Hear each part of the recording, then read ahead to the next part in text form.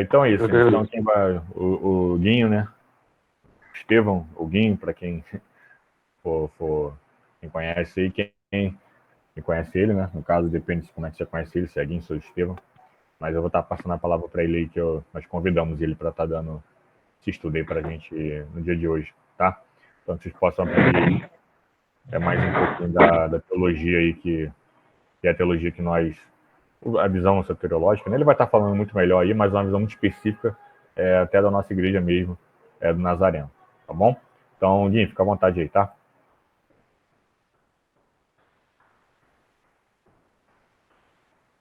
Obrigado aí pela oportunidade. Mais uma vez é um prazer estar com vocês. Com certeza é uma honra mais uma vez. Segunda vez que eu estou aqui participando como professor, né? Conduzindo um pouco a aula, né? Professor não, né? A gente está conduzindo a aula e eu espero que seja bastante proveitoso para todo mundo. A gente vai estar falando, sem mais demoras aqui, a gente vai estar falando sobre... Todo mundo consegue ver o slide aí que está sendo exibido? Livres pela graça? Só me confirma aí, por favor. Sim, tá show. Eu tô vendo. Sim. Show de bola. Então vamos começar. A gente vai tratar sobre esse assunto. Os 5 pontos da teologia armínio-wesleyana. É basicamente um compêndio, né, do que fizeram para sistematizar de alguma forma a nossa forma de interpretar a soteriologia, que é a doutrina da salvação. Desde o momento que você se converte, o que Jesus faz por meio que de trás dos panos, né, na forma espiritual de acontecer. A gente vai estar tratando justamente sobre isso daí. A gente vai falar um pouco da biografia, desse cara da esquerda aí, que é Jacó Armínio, e depois a gente vai passar para esse menino da direita aí, que seria o John Wesley. Deixa eu só dar uma olhada no horário aqui, beleza. Que seria o John Wesley. Seguindo aqui, a nossa teologia, né? Ela é teologia de Jacó e uma mistura de Wesley também. Por isso que é chamada de teologia armínio-wesleyana. Mas quem foi Jacó Armínio? Ele nasceu em 1560, foi até e faleceu em 1609. Você vê que ele teve pouco tempo de vida aí. Ele foi um dos pais reformadores. Ele participou desse desenvolvimento da reforma protestante. Eu sei que ela aconteceu em 1517, mas após Lutero ter colocado as 95 teses lá na Catedral de Wittenberg, depois também tiveram outros homens que influenciaram e desenvolveram sistematicamente a reforma protestante. E uma dessas pessoas foi Jacó Armínio. Ele era um holandês, como está aí, na nacionalidade, ele era dos Países Baixos, especificamente da Holanda. Ele foi muito tempo professor da faculdade de Leiden, ou Leiden, e a teologia dele foi que deu base para que fosse criada a teologia arminiana. Qual a teologia dele? A forma de interpretar, de acordo com as escrituras, a doutrina da salvação. Como ocorreria o processo de salvação? Quem colocou o nome de teologia arminiana, logicamente, não foi ele. Foram os seus discípulos na realidade, que primeiro eles foram chamados de remonstrantes. Então, a vida de Jacó Armínio, o modo dele de pensar e de interpretar as escrituras, deu origem à teologia arminiana e também à remonstrância, que a gente vai falar daqui a pouco o que é. A obra principal de Jacó Armínio foi As Obras de Armínio, que foi publicado pela CPAD em 3 volumes. No final, eu vou estar passando a bibliografia de algumas indicações de livros, e essas obras de Armínio vão estar lá no meio desse conjunto. Então, nós temos aqui Jacó Armínio, 1560, 1609, um teólogo holandês. O segundo que nós queremos falar é um pouco mais conhecido, que é John Wesley. Nasceu em 1703, cerca depois de 100 anos depois da morte de Jacó Armínio. John Wesley nasce em 1703 e ele falece em 1791. Ele nasceu na Inglaterra, no Reino Unido, como a gente consegue ver aí. Ele foi um clérigo anglicano. O que seria isso? Anglicano é a igreja inglesa, como ela era conhecida, e como algumas ainda são conhecidas. Então, ele era um religioso, especificamente da igreja inglesa, por isso que está aí como clérigo anglicano. Ele foi muito tempo estudante de Oxford. E hoje a gente teve a notícia aí de que, se eu não me engano, a Malala também se formou em Oxford hoje, né? Se eu não me engano. Filosofia, política. E ele também, há muitos anos atrás, há séculos atrás, também se formou em Oxford. ele foi um dos responsáveis do avivamento inglês do século XVIII. Mesmo em meio a toda aquela parte lá da evolução industrial, ele ainda estava se preocupando, junto com George Whitefield, que infelizmente a gente não vai ter tempo para falar aqui hoje. Ele foi uma das pessoas também principais que fez que acontecesse, culminasse um avivamento espiritual na Inglaterra do século XVIII. E a teologia dele, o modo de interpretação, muita coisa foi proveniente de Jacó Armínio. Ele leu muitos escritos de Jacó Armínio. Na verdade, ele tem contato com Jacó Armínio já um pouco na sua velhice. Mas ele percebe que muitos pontos ele concordava com Jacó Armínio. Então é por isso que a gente tem a nossa doutrina com base em Jacó Armínio e também em John Wesley. Depois a gente vai estar falando por que a gente não segue só Jacó Armínio, porque a gente pega também essas partes que o Wesley também disse. No final a gente vai estar abordando um pouco melhor sobre essa parte aí. Então o modo dele teve também origem no metodismo. Por quê? Eu acho que você já deve ter visto alguma igreja metodista aí próximo à sua casa, e vem de John Wesley, especificamente de John Wesley, porque ele era um cara muito regrado. Na obra dele, o Diário de John Wesley, a gente consegue perceber que ele tinha hora para tudo. Hora para levantar às 4 horas da manhã, depois ele tinha hora para fazer sua caminhada matinal, depois ele tinha hora para orar, hora para estudar, hora para evangelizar. Então ele era um cara muito metódico. É daí que vem a palavra metodismo, tá bom? É daí que vem o movimento do metodismo. E as obras mais importantes de John Wesley são a Explicação Clara da Perfeição Cristã e o Diário de John Wesley. Então, agora, especificamente, a gente vai começar a entrar, vai sair um pouco da biografia deles e já vai estar entrando na teologia desses dois caras aí. Vocês sintam-se à vontade, tá? Para perguntar a hora que vocês quiserem. Vocês estão bem à vontade, isso aqui é um estudo livre. Se quiser interromper, acrescentar alguma coisa, a gente tem o Gesiel e hoje, né, professor de seminário, então com certeza tem bastante coisa para acrescentar também. Então vocês fiquem à vontade. O primeiro slide que a gente tem aqui são os facts. O que são esses facts aí? Esse facts é um acróstico, né, um acrônimo que se formou após a morte de Jacó Armínio. Por quê? Quando Jacó Armínio morre em 1609, como a gente viu, em 1610, os discípulos dele fizeram uma remonstrância, ou seja, eles sistematizaram os pensamentos de Jacó Armínio e colocaram de uma forma mais organizada.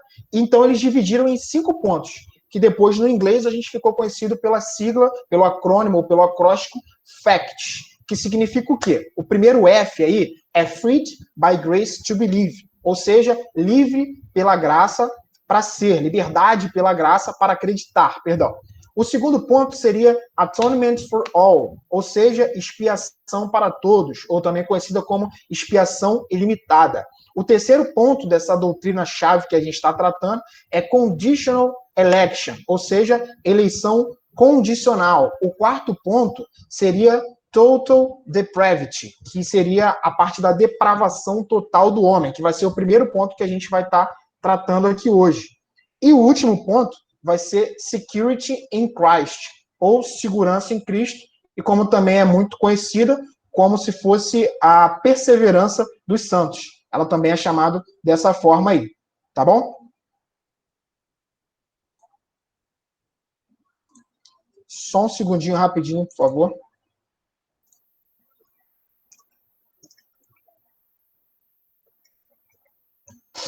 Então, voltando, a gente tem esses 5 pontos aí, os facts.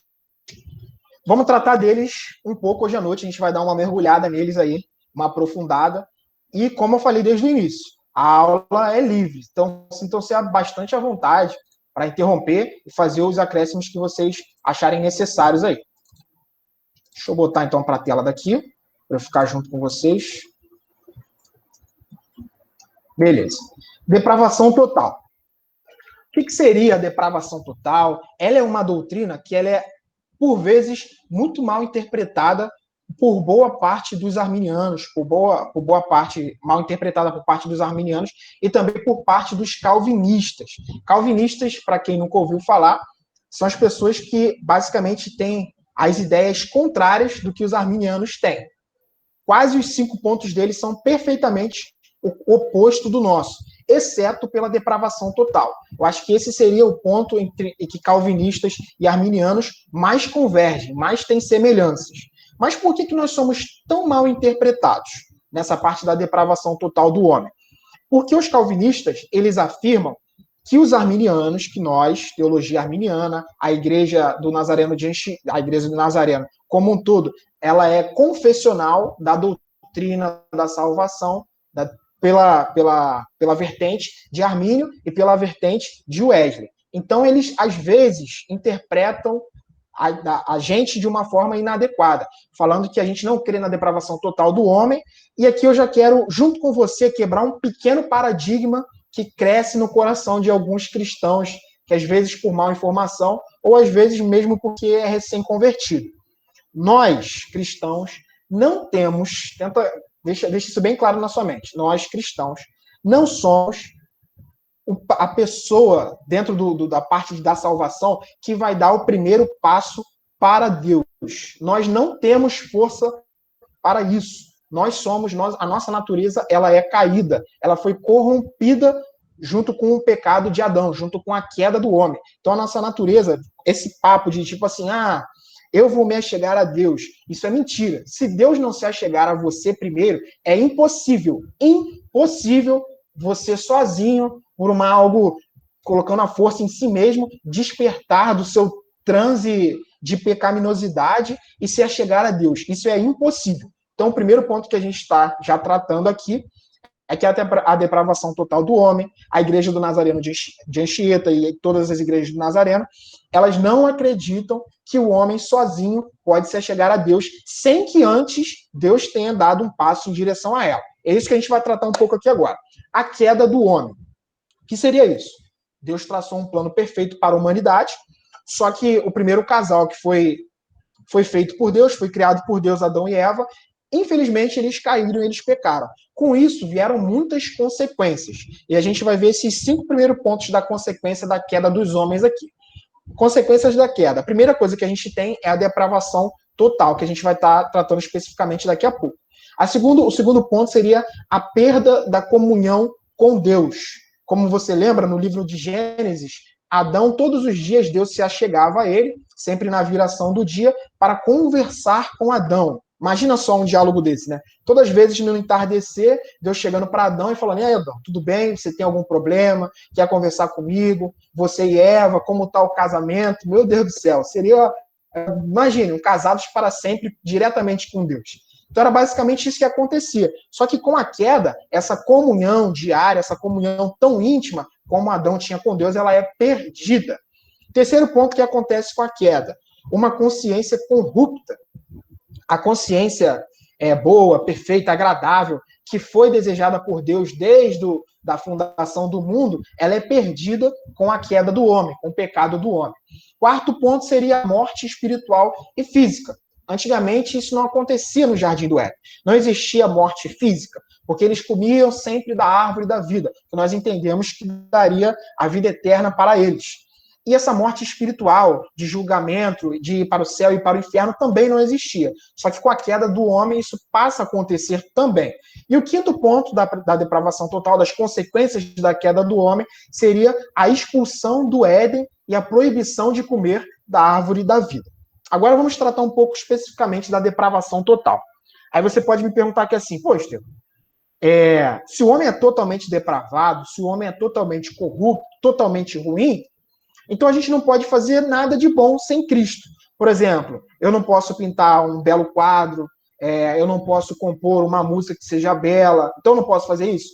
O conceito de depravação total não quer dizer que você é a pior pessoa, a sua pior versão que existe sem Cristo. Não é isso que depravação total diz. Esse conceito, essa doutrina, ela fala basicamente em relação ao total, a palavra total quer dizer a extensão, o que a consequência do pecado teve em relação à extensão na sua vida. Ela pegou todos os pontos da sua vida. A sua mente foi corrompida, a sua boca foi corrompida, os seus ouvidos, o seu modo de pensar, o seu modo de agir, o seu modo de fazer as coisas no seu cotidiano, ele foi corrompido com a queda do homem. Mas não quer dizer que você, sem Cristo, uma pessoa sem Cristo, é uma pessoa horrível. Tanto que a gente conhece excelentes pessoas que não são convertidas a Jesus Cristo. Então vamos ler o comentário aqui de John Stott, que ele fala sobre a depravação total. Ele fala assim, ó, a depravação total nunca quis dizer que o ser humano é o mais depravado possível. Basta olharmos ao nosso redor. A depravação total tem a ver com a sua extensão, pois ela estraga e distorce todas as partes da natureza, da nossa natureza humana. Palavras de John Stott no livro A Mensagem de Romanos.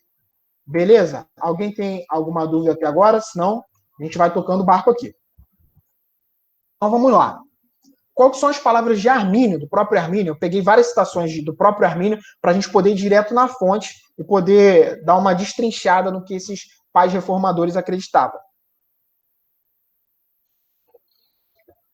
Armínio diz assim, ó, neste estado caído, o livre-arbítrio do homem, aqui a gente já começa a entrar no livre-arbítrio, que já é um assunto também que é um pouquinho mais delicado, mas a gente vai trabalhar um pouco em cima dele nessa noite.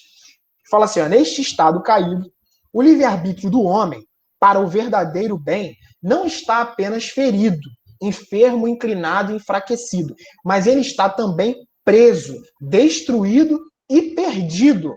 E os seus poderes não só estão debilitados e inúteis, a menos que seja assistido pela graça, mas não tem poder algum, exceto quando é animado pela graça divina. Isso são as obras de Armínio, volume 1, que eu tirei isso daí. Então, Davidson, por gentileza, abre aí em Efésios 2, por gentileza. Já deixa aí, que a gente daqui a pouco vai fazer essa leitura. Efésios, capítulo 2. Então, o que Armínio está falando aqui? O que eu falei lá no início, dessa parte do ponto da depravação total. Você, por si só, às vezes a gente pensa, né? Eu vou levantar minha mão a Cristo, então eu estou me achegando a Cristo. Às vezes alguns pregadores também falam isso, né? Se achegue a Cristo, vá a Cristo. Só que antes desse processo, dessa permissão, dessa faculdade, dessa condição que você tem de se achegar a Deus, antes disso acontecer, antes dessa possibilidade ser disponibilizada para você, muita coisa acontece antes disso. E a gente vai ver aqui como está o seu estado caído, provando que você, por si só, não tem condições alguma de se achegar a Deus sozinho, antes que aconteça algumas coisas que a gente vai tratar nessa noite. Pode ler aí, Davis, por favor, Efésios 2.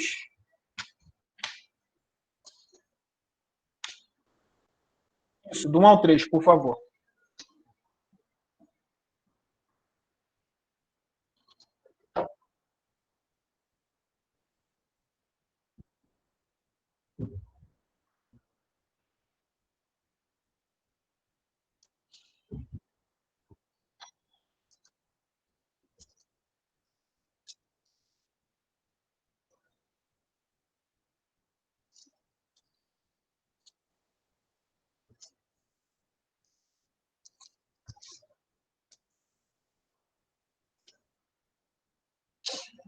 Olha aqui o que acabou de falar. Nós éramos filhos da ira, ou seja, nós estávamos em total desobediência. As escamas estavam em nossos olhos, os tampões em nossos ouvidos, para não ouvir a mensagem da cruz. Então, antes de você ter essa possibilidade de aceitar a Cristo, Cristo foi até você antes disso. Antes disso, Cristo foi até você. E a gente vai tratar um pouco também de outro texto aqui, que é Romanos, capítulo 3. Abre, por favor, aí em Romanos, capítulo 3, para a gente poder ver junto o que fala, o que Paulo falou aos Romanos, de como é o homem envolvido por seus pecados. Qual foi a consequência que os pecados trouxeram para a vida do homem. Diz assim, ó, Romanos 3, verso 10. A gente vai começar. Como está escrito, não há um justo, nenhum sequer. Perdão. Verso 11 diz, não há ninguém que entenda, não há ninguém que busque a Deus. Ou seja, a mente do homem ela foi corrompida. O verso 12 diz, todos extraviaram e juntamente se fizeram inúteis. Não há quem faça o bem. Não há nem um só. Ou seja, as suas ações também foram corrompidas. O verso 13 e o verso 14 vão dizer, a sua garganta é um sepulcro aberto. Com a língua tratam enganosamente, peçonha de áspides está debaixo de seus lábios. E o verso 14, cuja boca está cheia de maldição e amargura. Ou seja, as suas palavras também foram afetadas com a queda do homem. O verso 15 diz, os seus pés são ligeiros para derramar sangue. O verso 16, em seus caminhos há destruição e miséria, e não conheceram o caminho de paz, ou seja, os seus relacionamentos sociais também foram afetados. E para finalizar, o verso 18, não há temor de Deus diante de seus olhos, não há temor de Deus diante de seus olhos. Esse é o estado que Paulo descreve para a igreja aos Romanos, para a igreja de Roma, de como está a natureza do homem, se Cristo não for até este homem. Aí você pode me perguntar aqui assim, bom, Estevão, mas em relação ao meu livre-arbítrio, então quer dizer que eu não tenho livre-arbítrio de achegar-me a Deus? Então, existem duas espécies que a gente pode tratar aqui de livre-arbítrio. O seu livre-arbítrio em relação à salvação, que é, eu sozinho posso me achegar a Deus? Eu sozinho posso escolher a Deus? Não. Se Deus não for antes a você, você não pode se achegar a Deus por si só. Isso já é algo que você tem que ir desconstruindo da sua mente. Você sozinho não consegue chegar a Deus porque você é depravado totalmente. Então você pode me perguntar, então não tem a opção de escolher uma namorada ou a opção de escolher uma profissão. O que os nossos irmãos que contradizem a nossa doutrina, nossos irmãos calvinistas dizem? Eles acreditam que tudo na sua vida foi determinado. Tudo que você for fazer, os seus atos, o carro que você vai comprar, a esposa que você vai escolher, o marido que você vai escolher, a profissão, tudo na sua vida, incluindo os seus pecados, foram determinados por Deus. Nós, cristãos da teologia armínio-wesleyana, não acreditamos nisso de forma alguma. Por quê? Porque como Deus, em toda a sua bondade, em toda a sua justiça, em todos os seus atributos de perfeição que lhe são peculiar, como ele, um Deus tão justo e soberano, vai decretar que eu peque, vai decretar que um estuprador venha molestar uma criança. É isso que os nossos irmãos interpretam do Deus da Bíblia, diferente de nós, que nós não interpretamos a Bíblia de tal forma, e nós acreditamos que a Bíblia não nos dá brecha para interpretar desta forma. Então, como nós interpretamos o livre-arbítrio? Nós acreditamos que as coisas simples da vida, que não tenham parte em relação à salvação, como, por exemplo, se você vai comprar um carro da Ford, ou se você vai comprar um carro da Volkswagen, isso não faz diferença alguma. Então, para isso, você tem um livre-arbítrio de escolher. Você tem essa opção de escolha, sim, mas nada que se relacione em termos de salvação. Por isso que os nossos irmãos, às vezes, podem até surgir essa segunda pergunta que eu coloquei aí, né? Então, quer dizer que Deus não determina nada? É a pergunta que muitos calvinistas fazem para a gente. Não é isso também que nós acreditamos.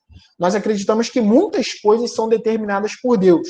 Um exemplo disso é a vinda dele, a segunda vinda dele, o reino glorioso que ele vai instalar sobre a terra. Isso já foi determinado por Deus e não há nada que possa impedir esse exemplo do plano do Senhor, entre outras diversas coisas que Deus também determina. Aí você pode me perguntar, então Deus não determina tudo? Não, Deus não determina todas as coisas. Então Deus não é soberano? Também não é isso.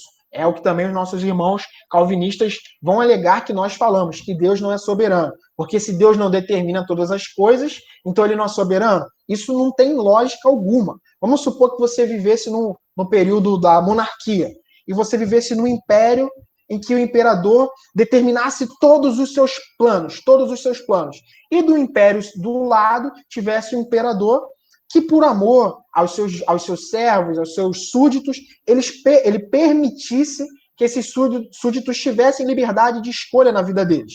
Quer dizer que esse segundo imperador não é soberano? É lógico que não. Ele continua sendo soberano. Ser soberano não é ser tirano. Deus não precisa determinar todas as coisas para ser soberano. Ele continua dando liberdade aos seus filhos de escolha e ele continua no céu regendo toda a humanidade com poder e grande glória. Isso é fato. Isso é claro para nossas vidas. Isso daí está baseado também no 5º artigo de fé da Igreja do Nazareno. Você consegue ver essa parte da depravação total do homem no 5º artigo de fé da Igreja do Nazareno. Você consegue concluir, consegue observar isso lá. Até agora, alguém tem alguma dúvida? Ou eu posso seguir? Em relação a essa parte da depravação total. Então vamos seguindo aqui. Expiação ilimitada. Então grava isso na sua mente. Você sozinho, sem que Cristo dê o primeiro passo, você não consegue se achegar a Ele. Ele tem que dar o primeiro passo diante de você. Senão você não tem a possibilidade de escolher. Você não tem essa possibilidade de escolher resistir ou não à graça de Deus, que vai ser um dos pontos futuros que a gente vai ver aqui na aula. Expiação ilimitada. O que seria isso? Nós acreditamos, nós cristãos da teologia armínio-wesleyana, acreditamos que a expiação ela foi para o mundo inteiro. Ela teve a sua eficácia não só para os salvos, mas também para os não salvos. Os nossos irmãos calvinistas não acreditam dessa forma. Eles acreditam, Estevão, qual uma igreja, por exemplo, que é calvinista? A igreja presbiteriana, a igreja luterana também partilha dessa parte, também partilha dessa doutrina. A igreja batista também, de certa forma, partilha dessa doutrina.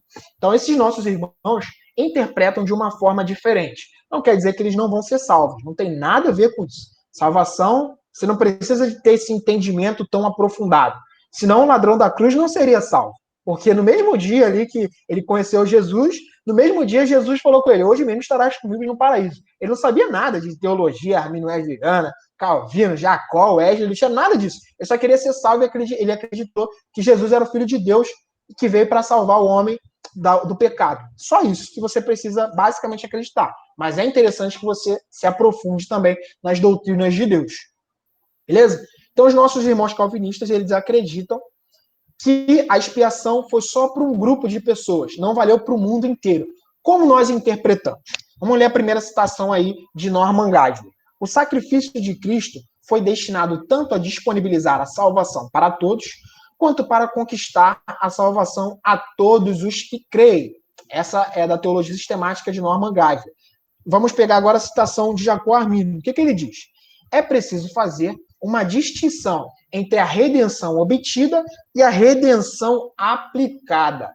E declaro que ela foi obtida para o mundo inteiro e para todos e cada um dos homens. Mas ela foi aplicada apenas aos fiéis e aos eleitos. Estevão, agora eu me enrolei. Então, vamos dar uma desenrolada aqui. O que Armínio quis dizer com essa frase dele aí? Existem 2 tipos de redenção? Na teologia de Armínio, sim. Na verdade, só existe um tipo de redenção, mas é para ficar mais claro enquanto a aplicabilidade dessa redenção.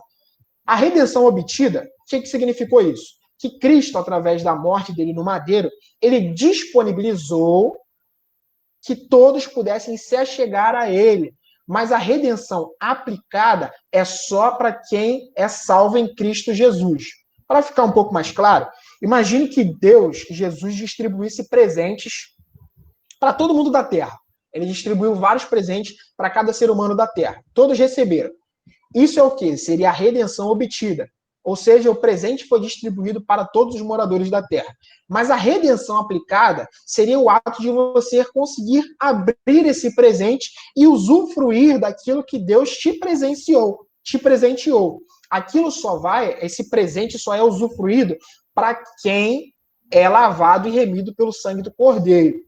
Tranquilo? Então essa é a diferença de redenção obtida e redenção aplicada. Então como a gente consegue provar que o todo que Deus fala na Bíblia, por exemplo, eu não botei aí como referência não, mas no livro 1 João, capítulo 2, João vem falando aqui assim, filhinhos, vos escrevi isso para que não pequeis, mas se pecardes, tens um advogado para com Deus, Jesus Cristo justo. Aí ele fala no verso 2, ele é a propiciação de todos, ele é a propiciação dos pecados para todo mundo, não somente para nós, mas para todo o mundo. como a gente consegue provar que esse todo realmente é para toda a raça humana e não somente para os eleitos em Cristo Jesus?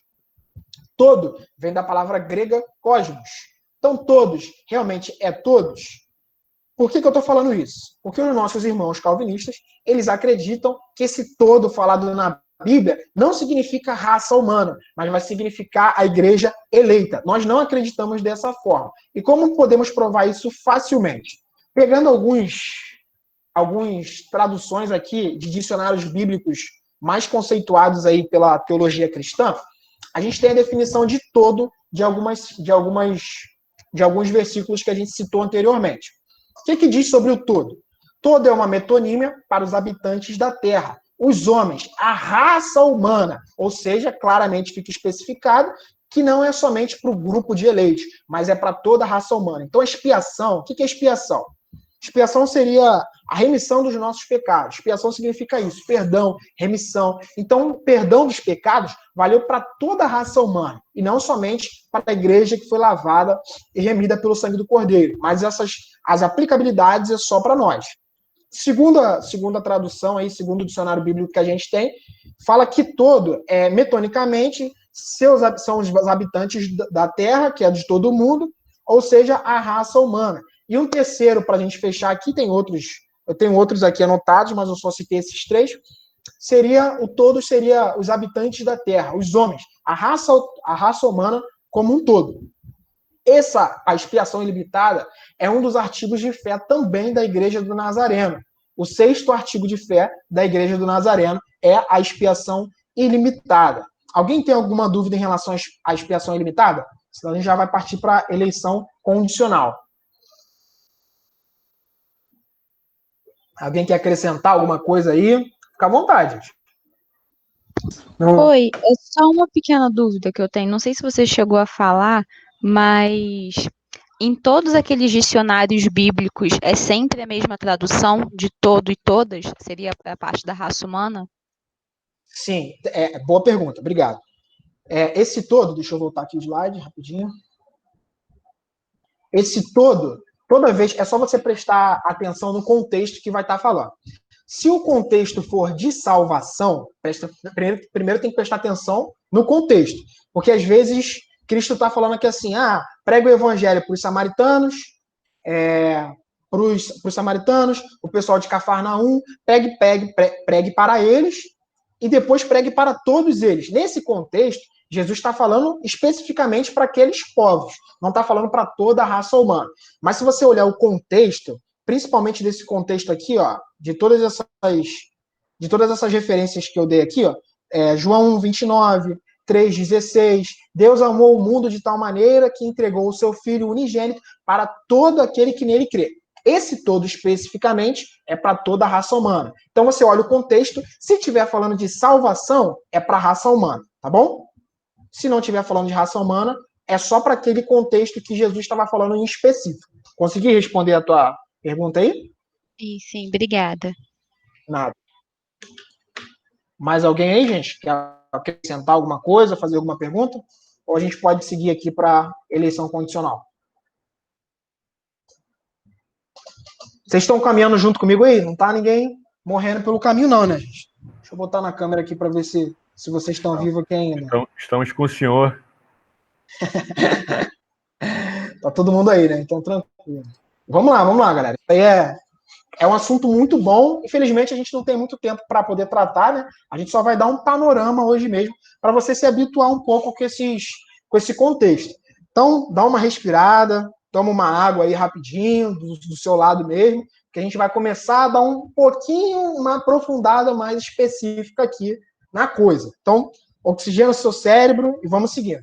Eleição condicional. Então, a gente já tratou de depravação total, já tratou de expiação ilimitada, agora a gente vai para eleição condicional. Os nossos irmãos calvinistas, eles acreditam que a eleição ela é incondicional. O que isso quer dizer?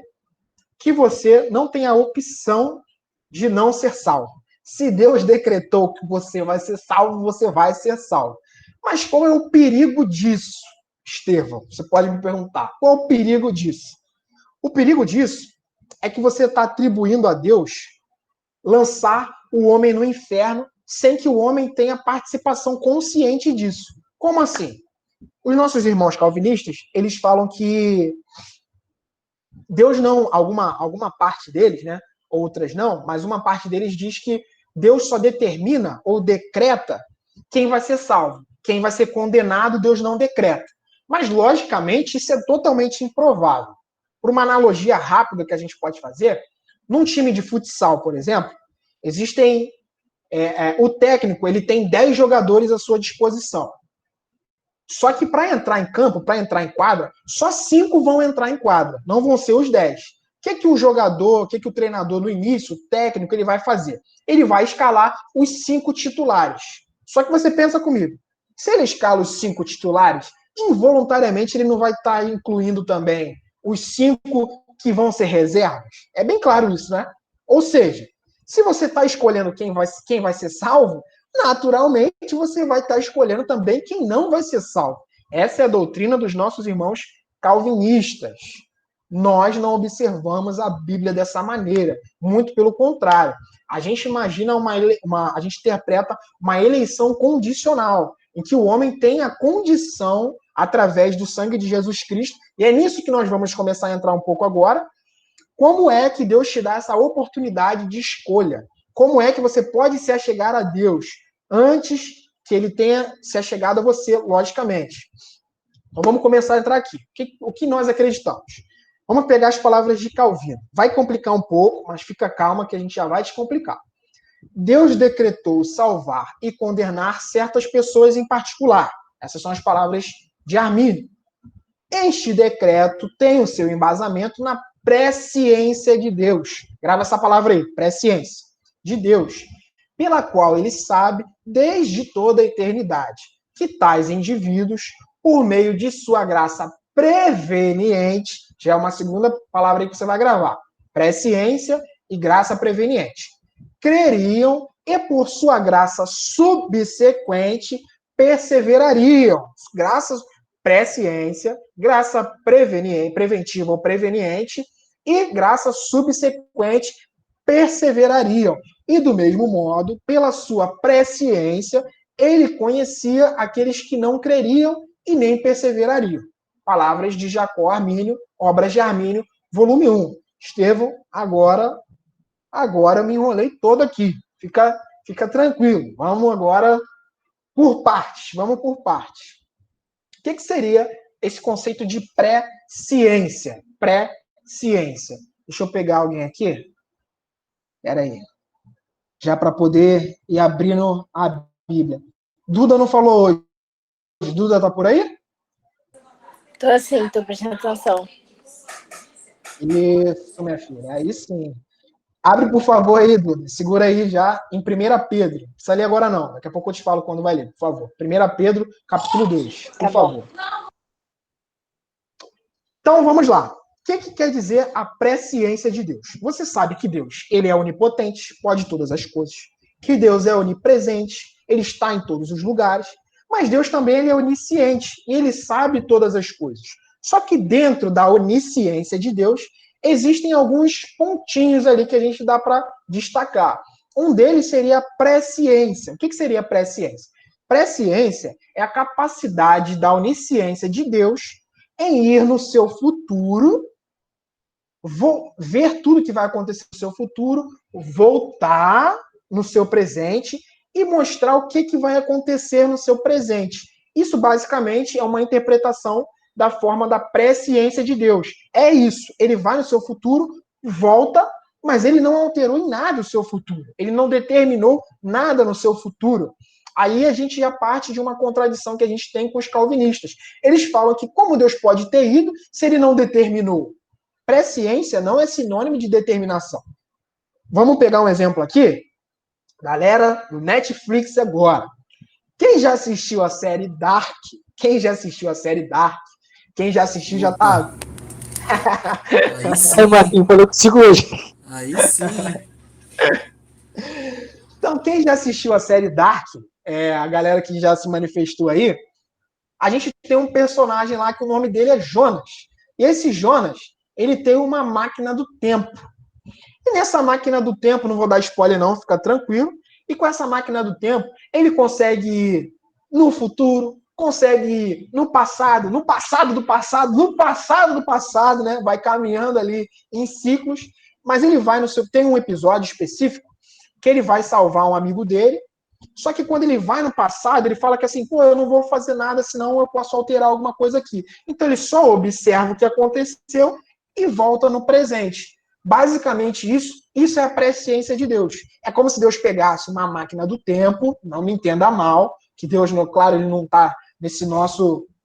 Ele não está submisso ao Cronos, né? Deus vive no Kairos, no tempo de Deus. Então ele vai no seu futuro e consegue observar sem determinar.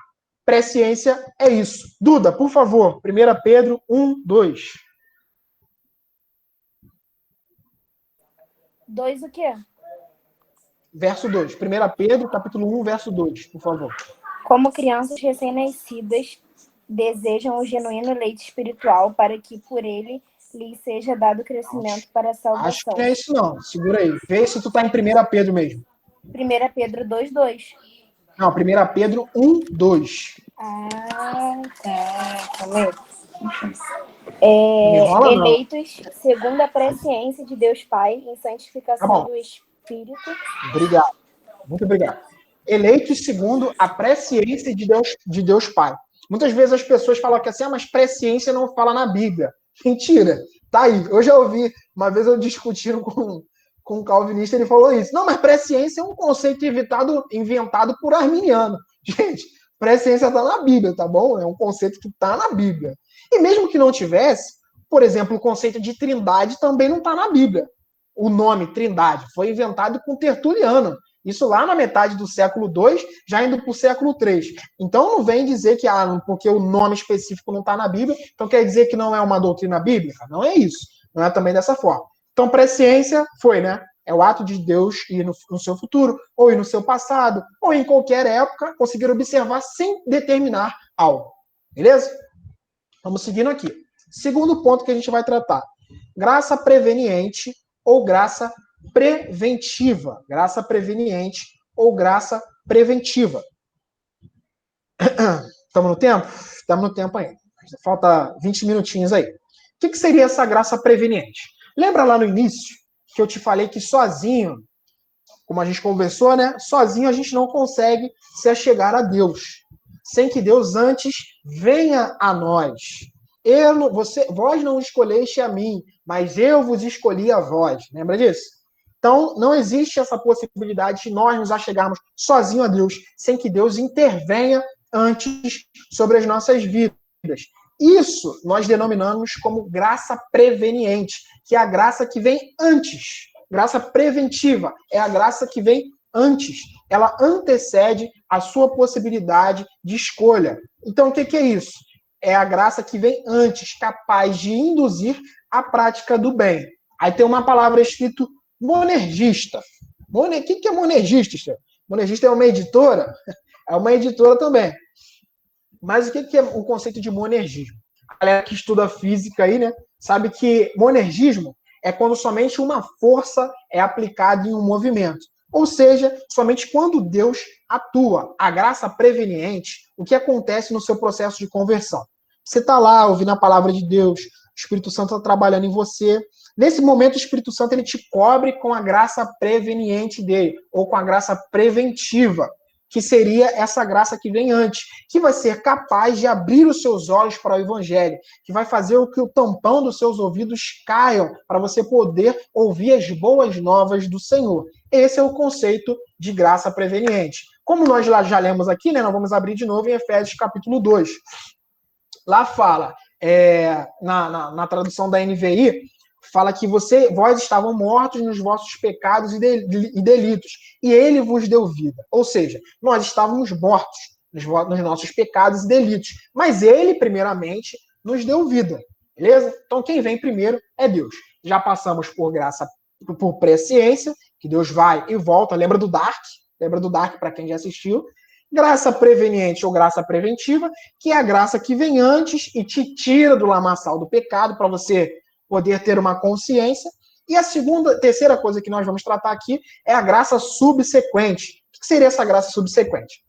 Esse é o momento que você ouvindo a pregação da palavra, ouvindo, Deus te quebrantando naquele momento ali da pregação da palavra, que você verdadeiramente não é, claro que não é num ato de levantar as suas mãos, porque às vezes você pode levantar a mão e pode não aceitar a Cristo verdadeiramente. Mas sim quando você se converte, realmente tem uma metanoia na sua mente e você tem essa mudança de hábito através da palavra que foi pregada ao seu coração. Essa graça subsequente, ela é a que te dá a capacidade de você falar que assim, não, eu quero a Jesus Cristo, eu desejo Jesus Cristo, o que eu estou fazendo é errado. Você já viu várias pessoas falando isso, né? Falando que assim, não, eu tenho que mudar a minha vida.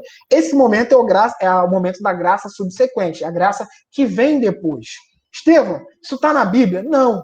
Isso só é uma forma de nós tornarmos mais didático como Deus usa de diversas formas com a sua graça. A graça é uma só, é a graça de Deus. Mas ela é disposta na vida do cristão de diversas formas. Tranquilo? Como esse movimento ele é sinergista, lembra? Monergista é uma força só. Sinergista são duas forças. Como a gente consegue provar isso aí biblicamente? Em Apocalipse 3:20, diz aqui assim, ó, se eu não me engano, é para a igreja de Laodiceia. Jesus, no final da carta para a igreja de Laodiceia, ele fala que assim, ó, eis que estou à porta e bate. Aquele que ouvir a minha voz e abrir a porta, ou seja, primeiro Deus vai a você, ele te chama, você ouve a voz através da graça preveniente, então ele abre a porta para você, você abre a porta para ele, juntamente com ele, aí é o movimento sinergista, ou seja, vocês dois estão abrindo a porta do seu coração, a porta da sua casa. Aí diz Apocalipse, e então eu cearei com ele e ele ceará comigo. É assim que a gente consegue, através dos versos, provar que a eleição ela é condicional. Você tem essa opção de se condicionar ou não à presença do Senhor. Então vamos reler o que Armínio disse. Deus decretou salvar e condenar certas pessoas em particular. Só que esse decreto tem embasamento na presciência de Deus. O que isso quer dizer? Então quer dizer que Deus decretou certas pessoas em particular? Não. O que Armínio quer dizer é o seguinte: Deus não vai ficar colocando o seu livro no seu nome no livro da vida e tirando. Colocando e tirando. Claro que não existe isso. Os calvinistas costumam até zombar da nossa fé, muitas vezes por falta de conhecimento e às vezes por malícia também. Falam que o Deus que a gente interpreta na Bíblia fica fazendo isso, mas não é nisso que a gente crê. Nós acreditamos que Deus é presciente, Deus sabe de todas as pessoas que vão ser salvas. Isso é fato. Só que sem determinar que você seja salvo ou não. Ele apenas sabe, porque ele é onisciente. Ele sabe de todas as coisas. Ele sabe quem vai ser salvo e quem vai ser condenado. Então é isso que Armínio está dizendo aqui. Ó. Deus decretou salvar e condenar certas pessoas em particular. Só que esse decreto tem embasamento na presciência de Deus, pela qual Deus sabe, desde toda a eternidade, que tais indivíduos, por meio de sua graça preventiva, lembra, graça preventiva, que é a que vem antes, através de sua graça preventiva, que creriam. E por sua graça subsequente, que é aquela que faz você abrir a porta, perseverariam. E do mesmo modo, pela sua presciência, ele conhecia aqueles que não creriam e nem perseverariam. Essa é a eleição condicional. Nós tivemos aqui presciência, graça preventiva ou preveniente e graça subsequente. Alguém tem alguma dúvida aí? Ou posso seguir? Não pode seguir. Só quero dar um complemento aqui. Na verdade, assim, não vou nem entrar no que você falou, não. É só uma questão de que realmente é uma... Quando eu ouço, assim, na minha cabeça, de maneira alguma, faz sentido quando alguém, né, na parte da eleição incondicional, acredita que Deus escolhe determinadas pessoas para ir ao inferno. Isso não entra na minha cabeça. É uma coisa que realmente, para poder acreditar, eu não consigo, não consigo mesmo. Por isso que não faz muito sentido, não faz sentido crer no a gente quase não entra muito, né, nesses assuntos assim no nosso estudo, mas já que a gente já está falando, a gente não consegue crer no calvinismo por causa disso mesmo. Não tem, além de outras várias formas, né, essa é uma das formas mais horrendas e cruéis que a gente tem de um Deus. Porque eu creio que Deus me permitiu vir ao mundo e ele mesmo me escolheu para ir ao inferno, e nada que eu faça vai mudar o decreto dele, é muita crueldade para um Deus tão bom que nós servimos, né? Então realmente não dá, não. Só para se alguém tiver dúvida, já estou falando logo que é sugado, hein? Creio isso aí. Obrigado pela contribuição. Mais alguém tem alguma contribuição? Ou quer fazer alguma pergunta? Ou posso seguir aqui na graça resistível? A gente já está finalizando, tá, gente? Respira aí. Sei que é muita coisa, presciência, graça preventiva, mas depois você vai poder voltar lá no YouTube. É só para te dar um panorama. Eu sei que sempre panoramas é com bastante informação, eu sei disso. Mas é justamente para você ter esse primeiro contato, ou para quem já teve outros contatos, para poder revisar também esses assuntos aí, beleza? Então, ninguém tem algum comentário, nada não? Então, vamos seguir aqui para a graça resistível. O que os nossos amigos e irmãos em Cristo também calvinistas acreditam? Que a graça, ela é irresistível. Ou seja, se a graça chegar para você, irmão, você não vai conseguir resistir. Não importa o que você faça, não importa. Só que eles dão o exemplo do apóstolo Paulo. Eles falam que assim, você acha mesmo que a caminho de Damasco, Paulo podia resistir ao chamado que Deus fez para ele, se mostrou em grande glória e poder? Também não é isso que nós acreditamos. O que nós estamos falando é enquanto a salvação do homem. Nós, cristãos armínio wesleyanos, muitas vezes nós acreditamos também, o próprio John Wesley acreditava, que existe sim a irresistibilidade para a parte ministerial. É o exemplo que a gente dá de Jonas. Para a gente, Jonas não poderia ter resistido. Tanto que ele tentou resistir, mas no final ele teve que ceder. O próprio John Wesley ele confirma isso, que para a parte ministerial, ou seja, os apóstolos não poderiam ter meio que negado o ministério apostólico deles, porque isso já foi decretado que eles seriam os apóstolos. Ciro não poderia ter decretado que ele não iria construir o muro, o libertar as pessoas que estavam ali em cativeiro, naquela parte do cativeiro babilônico, lá em Esdras. Você vê que em Esdras, Ciro já vem falando isso. Eu tive que deixar esse povo construir esse muro, porque eu já estava condicionado a isso. Ou seja, para a parte de algum desígnio de Deus, pode sim haver a determinação de Deus, mas para a parte salvífica, para o homem se achegar aos céus, já é bem diferente. Nós não acreditamos que Deus faça isso, não. Beleza? Então, como nós acreditamos que a graça é? Toda controvérsia, vamos ler aqui as palavras de Armínio. Toda controvérsia sobre a graça se reduz à solução dessa questão. A graça de Deus é uma certa força irresistível? Ou seja, a controvérsia se refere apenas ao modo de operação da graça, irresistível ou não. Com relação a este tópico, creio eu, de acordo com as Escrituras, que muitas pessoas resistem ao Espírito Santo e rejeitam a graça que lhes é oferecida. Um exemplo, vou pegar todas essas referências aqui que a gente tem, depois você lê com calma, eu vou pegar Atos 7:51, que é o que eu lembro aqui de cabeça. É um discurso de Estevão perante o Sinédrio, perante os fariseus que estavam julgando ele ali. Ele chega para aqueles juízes e fala que assim, vocês são homens incircuncisos de coração, homens de dura cerviz. Vós sempre resistis ao Espírito Santo. Pode ver lá em Atos 7:51, que está exatamente dessa forma. E vós resistis ao Espírito Santo. Então, mesmo Deus vindo com a sua presciência, derramando a sua graça preventiva sobre a sua vida e dando essa oportunidade de escolha para você, ainda assim você tem a oportunidade de resistir à graça de Deus. É claro que para nós que somos cristãos, como nós vamos resistir à graça de Deus, né? Claro, que para nós é algo tão bom que nós já nos achegamos a Cristo. Então a gente segue para a segunda pergunta aqui.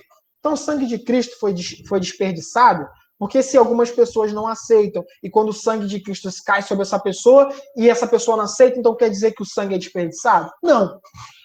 Lembra que a gente falou do presente lá? Deus entregou um presente para cada pessoa do mundo, que seria a graça, a expiação ilimitada?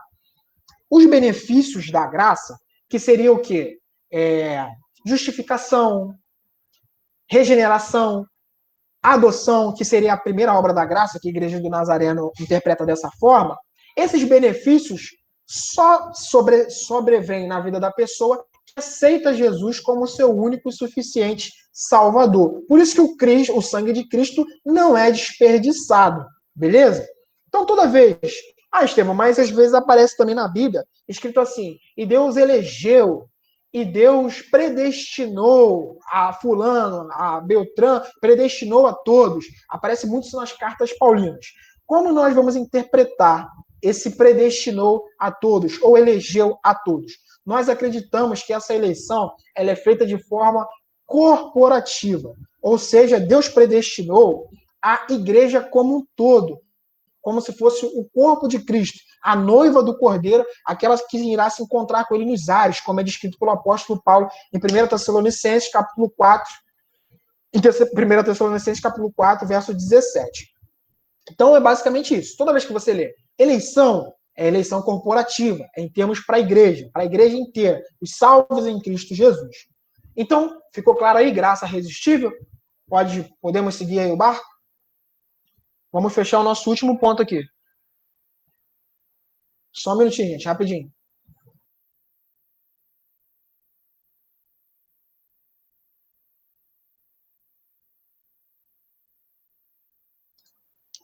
Então, seguindo aqui.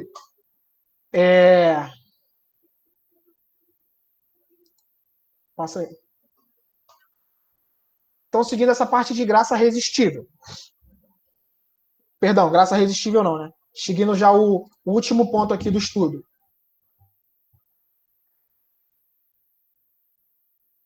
Segurança em Cristo. Esse é o nosso último ponto, tá, pessoal? Respira aí. Respira. Estamos no último, estamos acabando. Fica tranquilo, depois você revisa essa aula aí, com calma. O que seria essa segurança em Cristo? Também ela é conhecida como perseverança dos santos. A doutrina calvinista ela é conhecida por ser taxada como uma vez salva, salva para sempre. Acho que você já ouviu esse termo, né? E é basicamente isso que eles creem. Que uma vez que você está salvo, você está pelo resto da eternidade salvo. Só que não é isso que a doutrina wesleyana, armínio-wesleyana, crê. Por que então agora nós colocamos o bendito nome de Wesley junto com o Armínio? Porque existem dois tipos de arminianismo, como a gente está vendo ali no segundo ponto. O arminianismo clássico e o arminianismo wesleyano. O que é o arminianismo clássico? Basicamente, se distingue nessa parte da segurança em Cristo, ou perseverança dos santos. O que seria essa segurança em Cristo? É justamente isso. Se você é um verdadeiro salvo, será que você nunca pode se apostatar? Algumas pessoas acreditam que sim, você nunca vai poder se apostatar. Se você é verdadeiramente salvo, você nunca vai se desviar. Os arminianos clássicos, eles costumam dizer que ou você não pode se apostatar mesmo, você vai ter essa perseverança até você morrer, se você é um verdadeiro salvo, ou eles nem falam sobre esse assunto, falam que Armínio deixou em aberto. E realmente, Armínio deixou um pouco aberto a posição dele quanto à segurança em Cristo. Mas o que o Wesley foi categórico na sua posição? John Wesley falou que sim, o homem pode cair da graça. Ele pode retroceder na fé. Ou seja, eu posso estar hoje na igreja louvando, pregando, profetizando, falando várias coisas, sendo bênção na mão de Deus, e posso amanhã estar desviado. É isso o que a doutrina armínio-wesleyana acredita.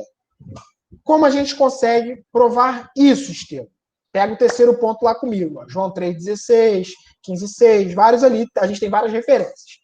O que eu botei entre parênteses? A maioria dos verbos no grego ali, desses textos, estão no presente do particípio. Ou seja, continuamente nele crendo. Vamos deixar um pouco mais claro isso aqui. Já estamos terminando. João 3,16 diz que Deus amou o mundo de tal maneira que entregou o seu Filho unigênito para todo aquele que nele crê. Só que a tradução, o verbo original grego desse crer é hopsteuon. O que significa esse hopsteuon aí? Esse verbo, ele está na verbo, Estevam, sexta-feira falando de verbo. Respira, fica calmo. Esse verbo está no particípio presente, que dá uma ideia, eu sei que não tem no português, mas tem no grego, que dá uma ideia que é aquele que continuamente nele crê. Ou seja, você tem que continuamente crer em Jesus Cristo. Então a gente poderia traduzir João 3,16 dessa forma também. Deus deu o seu Filho unigênito para todo aquele que nele, continuamente nele crê. E todos esses versos que eu botei como referência, dá essa ideia de continuidade, de continuar confiando, de continuar crendo, de continuar depositando a sua fé na pessoa de Jesus Cristo. Qual outro texto a gente pode confirmar que o homem pode cair da graça de Deus? 1 Timóteo 1, 18 a 20. 18 a 20. Vamos abrir aí rapidinho. É o último texto que a gente vai ler. 1 Timóteo, capítulo 1, verso 18 ao 20. Diz assim, vou ler para a gente ganhar tempo. Este mandamento te dou, meu filho Timóteo, que segundo as profecias que houve acerca de ti,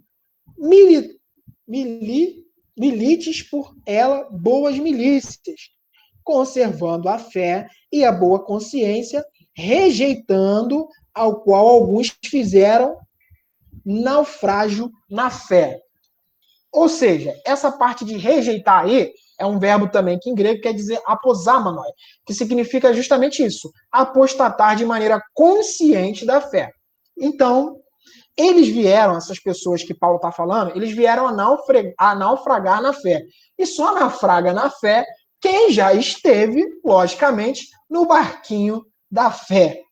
E assim, eu encerro os 5 pontos dessa aula aqui. Por final, eu só vou finalizar aqui com vocês falando da ordem da salvação. Como nós, armínio wesleyanos, acreditamos que a salvação vem na vida do cristão. Roger Olson, que é um dos especialistas na teologia armínio wesleyana, ele sistematizou a ordem da salvação da seguinte forma. Esse título aí que eu botei, Ordo Salutis, é só uma designação de ordem da salvação, só que está em latim. É como é mais comumente chamado nesse mundo da teologia armínio wesleyana. Ele diz que nós somos salvos assim, ó. Como começa o nosso processo de salvação? Primeiro passo, a graça eletiva de Deus em Cristo de todos os que creem nele. Então a graça cai sobre nós. Segundo, a expiação de Cristo reconcilia todos os pecadores da morte. Terceiro, o que acontece? A graça preveniente dada por Deus, lembra? A graça que vem antes, dada por Deus aos pecadores por meio da palavra, que é o chamado, convencimento, iluminação e capacitação. Quarta coisa que acontece é a conversão, que seria arrependimento e fé, através da fé, capacitando pela graça preveniente. A quinta coisa que acontece é a regeneração, a justificação, a adoção, que seria a primeira obra da graça. A união com Cristo, a habitação do Espírito Santo, que seria, a Igreja do Nazareno costuma chamar disso daí de inteira santificação, que seria a segunda obra da graça. Sexto ponto é o processo de santificação, tá? Você não vai, eu vou me converter a Cristo, vou ser santão a partir de amanhã. Não é isso.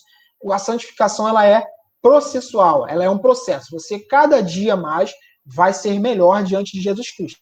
Até nós sermos glorificados com Ele, isso nos céus. Tranquilo? Então, claro, isso é só uma forma de tornar um pouco mais didático como ocorre o processo de salvação. Mas não quer dizer que é justamente dessa forma aqui amarrado. Poderia ter mais algumas especificações aqui, mas isso é só uma forma de tornar um pouco mais claro. Estevão, antes de abrir para as perguntas, algumas colocações, para eu não demorar muito, eu vou dar aqui indicações de algumas obras que você vai estar podendo pesquisar aqui sobre esse assunto. Eu tirei a aula desses livros aqui? Não necessariamente. Eu já li, deixa eu ver qual que eu não li aqui. Acho que eu não li até hoje só o Fé e Obras, que eu ainda estou lendo, que é o do pastor Vinícius Couto. Mas todos os outros são muito bons.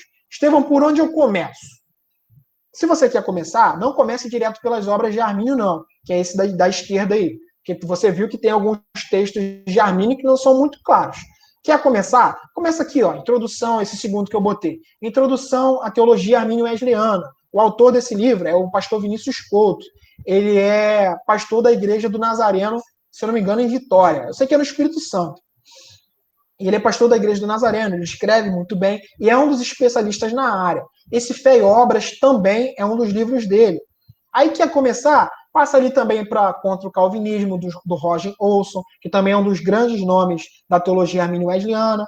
Passa para o Mitos e Realidades, que também é do Roger Olson, e depois você vai entrando nesse mundo devagarinho. Mas eu posso te falar uma coisa, tem bastante coisa nesse mundo aí para você poder aprender sobre as escrituras. Infelizmente, nós não tivemos tempo de pegar e examinar de forma exaustiva vários textos bíblicos, porque essa aula foi só para te dar um panorama. Mas é muito gostoso quando você começa a entrar nos textos, começa a analisar Salmo 51, Romanos 8, Romanos 9, que é o que os calvinistas falam que é o calcanhar de Aquiles dos arminianos. E não é, mas é a parte que começa realmente a ficar muito boa, essa parte teológica, quando a gente vai para dentro da Bíblia. Mas para isso, primeiro vocês precisam pregar os fundamentos dessa questão, da teologia armínio-wesleyana. Estevam, não gosto de ler, sou contra a leitura, meu olho dói. O que eu faço? Você que é muito fera nas redes sociais, vai entrar lá num canal do YouTube chamado Teologia Arminiana, perdão. Bota lá no YouTube Teologia Arminiana. Tem vários vídeos lá bons de introdução à teologia armínio-wesleyana. Tem vídeos falando de concílio de Dort. Tem vídeos falando de várias partes bem específicas e bem peculiares da teologia armínio-wesleyana. Então é ótimo esse canal para você entrar. Eu também agora eu quero ouvir indo para o trabalho. Também tem podcasts que você consegue observar, você consegue ouvir tanto no Deezer quanto no Spotify. Eu sei que esses dois tem, que é o BTcast número 237 e BTcast número 248. O 237 é falando da biografia de John Wesley e o 248 é já falando da teologia dele propriamente dita. Se você não gosta de ler, anota essas coisas aí, anota isso aí, que vai ser muito bom para você. Em complemento à sua parte da leitura dos livros, estou pobre no momento, não estou trabalhando. O que eu faço, Estevão? Eu quero ler sobre o assunto. Entra nesses blogs aí, deusamouomundo.com. É um blog que tem muito, mas muito artigo bom sobre a teologia armínio-wesleyana. Ou então você pode entrar também no Sal Cultural, que dois pastores nossos da Igreja do Nazareno participam, que é o pastor Vinícius Couto, que é autor desses dois livros aí de cima, e o pastor Luiz Felipe Borduan. Os dois escrevem artigos lá para esse blog. Então, basicamente, é isso.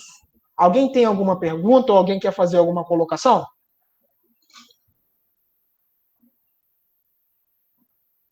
Zero pergunta? Zero colocação? Todo mundo entendeu muito bem? Gente, então é isso.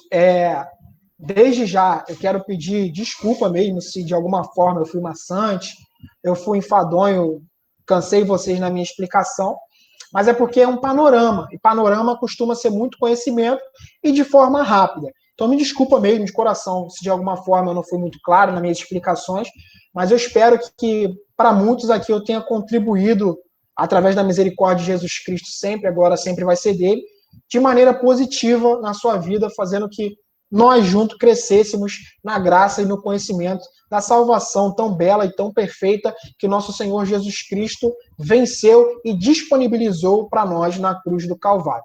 Tá bom? Então, desde já, muito obrigado pela oportunidade. Vocês são sempre bênção na minha vida. Muito obrigado por essa oportunidade. Eu espero estar com vocês aqui sempre que possível. Obrigado, gente. Amém. Graças a Deus. Agradecer aí o estudo aí do Estevão. Com certeza não foi maçante, fica tranquilo. Foi bênção aí, bem explicada. Conseguimos entender direitinho aí. Como ele disse, né, o tempo...